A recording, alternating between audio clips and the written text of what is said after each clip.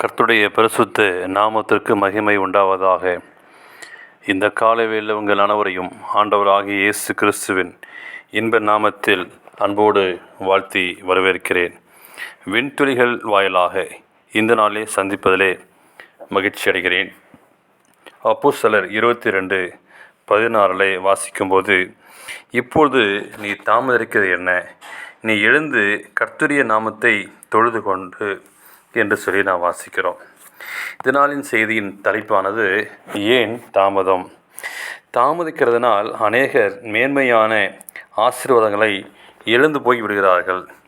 யுத்த நேரங்களில் ஆயுதமும் உணவுப் பொருட்களும் தாமதமாய் வருமென்றால் அந்த சேனை வெற்றி பெறுவது எப்படி? அலுவலகத்திற்கு தாமதமாக வருவதை ஒருவன் வழக்கமாக கொண்டிருந்தால் அவன் நீடித்து வேலையில் இருப்பது எப்படி? பள்ளிக்கூடத்திற்கு தாமதமாகவே செல்வதை வழக்கமாக கொண்டிருந்தால் பிள்ளை படிப்பிலே முன்னேறுவது எப்படி? நீங்கள் ஆசீர்வாதங்கள் தாமதமாக வருவதை விரும்புவதில்லை.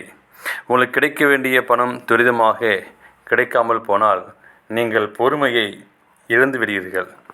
சீக்கிரமாய் வரவேண்டிய கடிதம் காலத்தால் தாழ்த்தி வருமென்றால் அதனால் கலக்கமும் மனவேதனையும் அடைய வேண்டியிருக்கிறது. அதே நேரம் கர்த்தருடைய காரியத்தில் நீங்கள் தாமதமாக இருக்கலாமா என்பதையும் சற்று சிந்தித்து பாருங்கள். சிலர் ஆலயத்திற்கு தாமதமாகவே வருவார்கள்.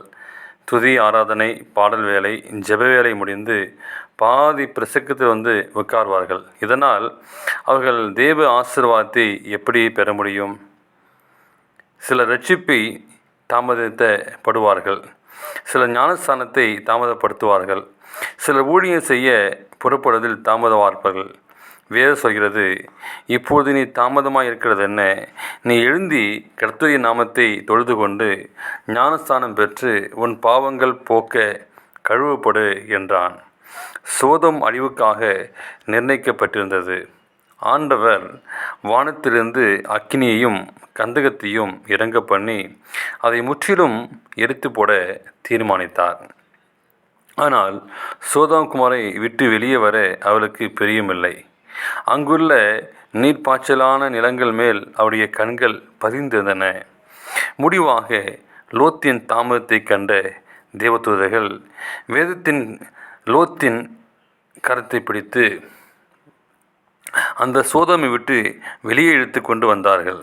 தேவ பிள்ளைகளே, உங்களுடைய வாழ்க்கையிலும் என்னுடைய வாழ்க்கையிலும் இந்த உலகம் அக்கினிக்கு இரையாக வைக்கப்படுகிறது.